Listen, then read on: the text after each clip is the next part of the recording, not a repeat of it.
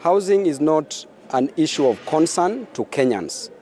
Kenyans have serious things ranging from unemployment, high cost of living, to high cost of education that should be discussed on the floor of the parliament. Housing is a private good that should be left to Kenyans to decide on their own by providing jobs and letting them build their own houses.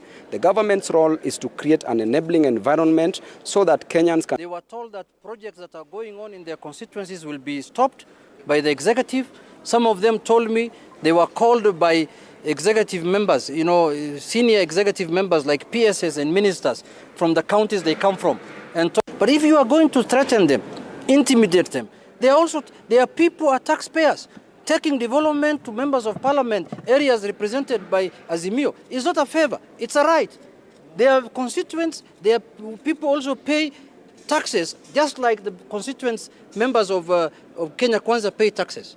So today I was really shocked because I wanted to de-whip some of them, but some of them came crying on their knees and told me, my friend, I had a project going on in my constituency and I got a phone call the previous day and I was told, if you don't vote in this manner, we are going to stop that project in your constituency. I told him, stand up, don't worry, go and serve your people, but next time, don't listen to that because we are going to make it very clear to the Kenyans that it is your right to get development and it is your right to be served with your taxes. Let me explain our complaint and then Babu Wino will speak.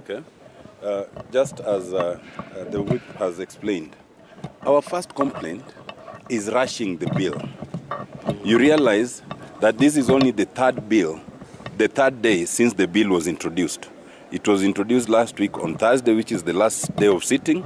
Yesterday was Tuesday, and today is Wednesday. The idea of having a bill that is as important as it is, fast-tracked within 3 days, is a matter of national concern.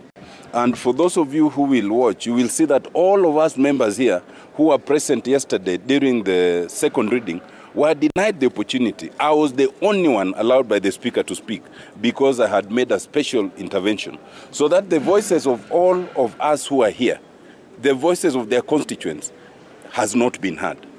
The second problem with the bill is that it's coming at a time that there was a court case that had declared the previous provisions within the Public Finance Act unconstitutional. There are two bases for that. One is the need to examine whether national government can involve itself in executing housing projects. And yet, under the Constitution, it is clearly one for the counties. National government is only allowed to give the policy. The second bit about that is the discrimination aspect of it, that those who are employed are made to pay an amount in a very clear formula. Yet those who are unemployed, there's no similarity in terms of clarity. Those two issues have not been addressed. We had thought that they would be addressed first before you come to conceiving what the bill looks like.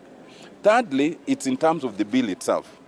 As conceived, it is totally unclear on everything. It is unclear on who's to benefit. Yes, it is unclear on whether